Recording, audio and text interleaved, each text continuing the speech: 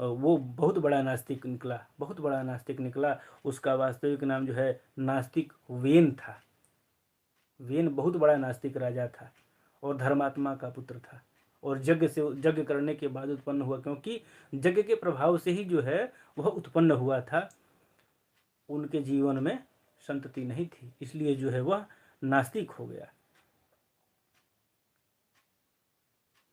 अब संतों की ऐसी वाणी को सुन करके, ऐसी बात को सुन करके पंडित जी आत्मदेव शर्मा जी कह रहे हैं कि हे प्रभु, हे संतजन, आप हमको वैराग्य मत सिखाइए। यह वैराग्य सीखने का मेरा समय नहीं। अगर हमारे कितना प्यारा होता है वह समय, कितना सुहाना होता है वह समय, जब छोटा बच्चा घर में हो, किलकारी मारे, उसकी किलकारी गूंजती है, उसकी तोतली बोली से जो है पूरा घर गुंजायमान होता है। उसके क्रियाकलापों को देख करके लोग उसमें समाहित हो जाते हैं। इन सब चीज़ों का सुख जो है हम कैसे प्राप्त करेंगे? हमको नहीं मिला है तो ठीक है, आप ब्रह्म ज्ञान बता रहे हैं, हमको ब्रह्म ज्ञान नहीं चाहिए, हमको ब्रह्म ज्ञान नहीं चाहिए। गृहस्थ सरसोलो के पुत्र पौत्र समन्वितः, मैं गृहस्थ जीवन में जी रहा हूँ, तो इसलिए जो है पुत्र और पौत्र के साथ समन्वित होकर के जीने की कामना लेकर के चल रहा हूँ।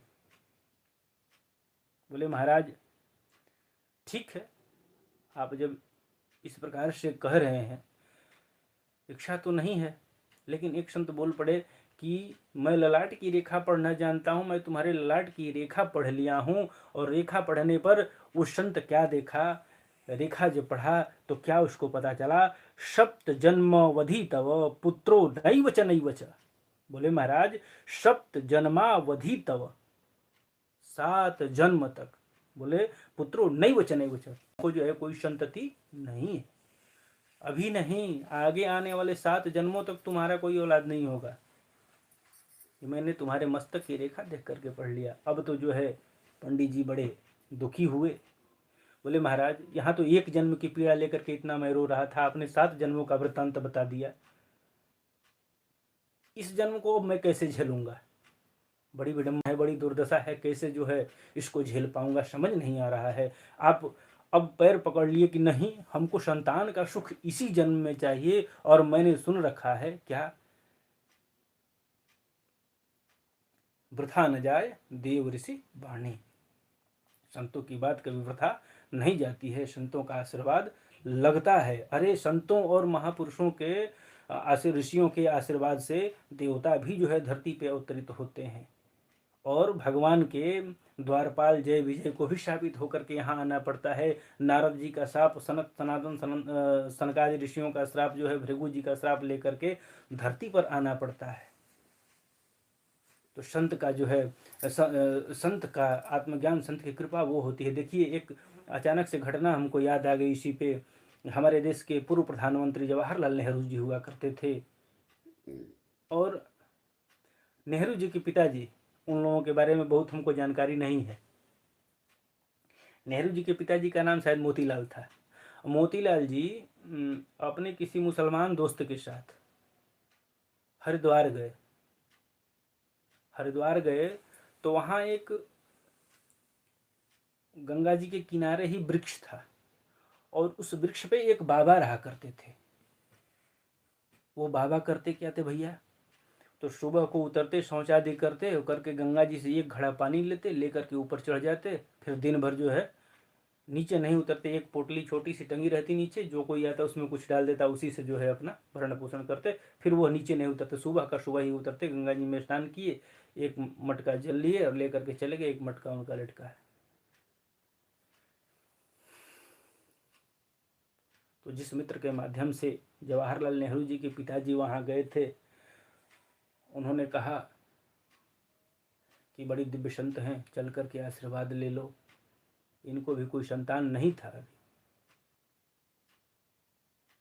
अब जब जा कर के सुबह के समय में ही उनसे मिलना होता था, और जैसे ही वो संध्या करके निकल रहे थे, ये लोग पहुँच गए, प्रणाम किए तो आशीर्वाद में कामना किया गया, आशीर्वाद में कामना किया गया कि हमको पुत्र रत्न की प्राप्ति जो है आपके माध्यम से जरूरी है, आप आशीर्वाद दीजिए, हमको अभी तक कोई संतान हो जाए। उस संत ने कहा कि चलो ठीक है, अब तो संध्या करके मैं निकल रहा, पहले व्यक्ति आकर के प्रणाम किए और वचन दे करके आशीर्वाद मांग रहे हो, तो मैं तो हमको देना ही देना है, लेकिन इस देने में मेरा क्या नुकसान होगा इसको मैं जान रहा हूँ। फिर भी ब्राह्मण होने के नाते, तपस्वी होने के नाते, संत होने के नाते यह मेरा धर्म है। और उन्होंने आशीर्वाद दिया, कहा जाओ तेजस्वी पुत्र होगा, तेजस्वी पुत्र होगा। संजोगवश घर आए, 1 साल के अंदर ही जो है जवाहरलाल नेहरू जी का जन्म हो गया था। दूसरे वर्ष ये लोग गए वहाँ, वो बाबा नहीं मिले, गत कर गए थे। इसी के प्रभाव से जो है गत कर गए थे। तो संतों की बातें जो हैं वृथा नहीं जाती हैं। पंडित जी ने कहा कि आप हमको आशीर्वाद दीजिए प्रभु, बिना आशीर्वाद दिए जो है ये संभव नहीं है, मैं तो इसी जन्म के लिए रो रहा हूँ, आप तो हमारे 7 जन्मों की व्यथा आपने कह दी, अब बताइए कि हम क्या करें। और जब संत नहीं सुन रहे थे, उसके बाद भी जो है संत कह रहे थे कि देखो मैं रेखा देख रहा हूँ, ये ठीक नहीं है, माथा पटक पटक के पैरों में लगे रोने। अब बोले प्राणांत कर दूंगा यहीं, मरने के लिए तो आया ही था, अच्छा भला होगा कि संत के चरण में जो है सर पटक के मर जाऊंगा। अब संत जो है ब्रह्म हत्या के डर से कि एक तो ब्राह्मण है और पैर में सर पटक करके अगर इसकी मृत्यु हो जाती है तो एक ब्रह्म हत्या हमको लेना पड़ेगा, इसलिए भगवान का स्मरण करके क्या किया भैया, एक फल जो है उनको दे दिया, बोले ले जाइए अपनी पत्नी को जो है खिला दीजिएगा, निश्चित ही संतान की उत्पत्ति हो जाएगी। वह फल लेकर के पंडित जी जो है बड़े खुश मन से दौड़े दौड़े भागे घर को आए। देखिए जब फल मिला इनको, तो फल मिलने के उपरांत अब तो भाई जब प्रसाद मिल गया, जो मन में कामना थी, कामना के प्रति ही जो है जो हमको चाह थी, हमारी चाहत जब पूर्ण हो गई तो तुरंत जो है इन्होंने कहा भैया गुरुदेव प्रभु हमको बताइए इसका कोई खाने का यम नियम भी है क्या, कोई विधान भी है क्या। संतों ने कहा कोई विशेष नियम नहीं है, एक टाइम भोजन करना है और किसी से कलह नहीं करना है, झगड़ा लड़ाई नहीं करना है, शांत और एकांत रहना है, जितना हो सके सात्विकता से रहें, भगवत भजन करते रहें। अब पूर्व में मैंने बताया पंडित जी की पत्नी की के चरित्र के बारे में कि उनका चरित्र कैसा है। अब उनकी स्त्री से क्या यह संभव है, फिर भी पंडित जी बेचारे लेकर के आए और लेकर के घर आए और ले आकर के जो है कहे अरे सुनती हो,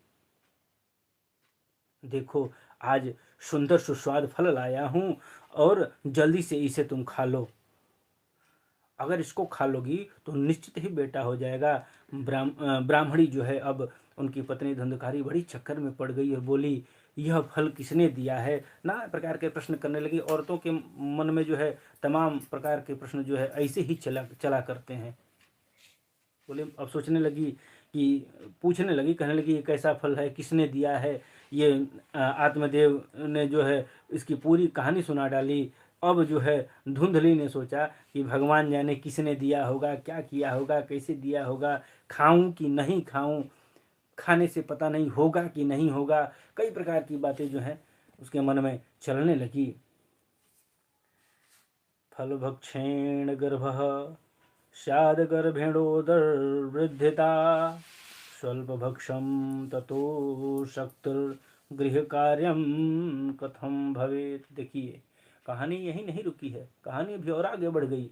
क्या सोच रही हैं धुंधली देवी कि स्वल्प भक्षम ततो शक्तिर्गृह कार्यम कथम भवेत, गृह कार्य को मैं कैसे करूंगी, इसको खा लूंगी, इस फल को भक्षण कर लूंगी, तो फल भक्षण करूंगी तो कुख में जो है संतान आ जाएगा, और संतान आएगा तो मैं काम कैसे कर पाऊंगी, और काम तो करना नहीं उनको। फिर भी जो है मन में नाना प्रकार के उनके विचार चले, हमको कमजोरी हो जाएगी, हमारा खाना बंद हो जाएगा और हमको चक्कर आने लगेगा। इस प्रकार की स्थिति जो है धुंधली देवी की हो गई। इतना सब विचार कर ही रही थी लेकर के फल को, अच्छा ठीक है पंडित जी दे दीजिए मैं खा लूंगी। पंडित जी को समझा बुझा करके उन्होंने हटा दिया।